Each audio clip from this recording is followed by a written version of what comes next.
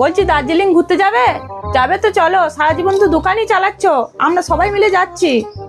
যাক, তোমার খুব শখ অনেক দিন থেকে, কিন্তু অত পয়সা তো আমার কাছে নেই, আমি কি করে যাব বলো?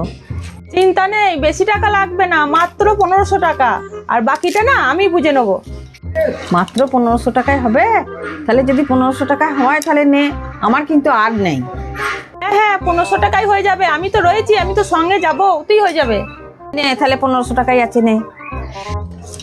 হ্যাঁ হ্যাঁ, 1500 টাকাই হয়ে যাবে। তাহলে কাল ভোরে মোড়ের মাথায় চলে যাবে। এই যে 1500 টাকা।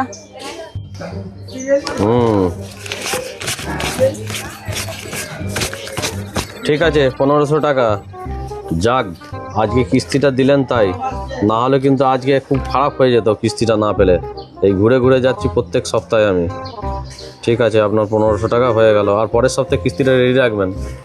যাক বাবা, আজকের মতো কিস্তিটা তো দেওয়া হলো, না হলে মান সম্মান থাকতো না, আবার পরের সপ্তাহে দেখা যাবে কি হবে।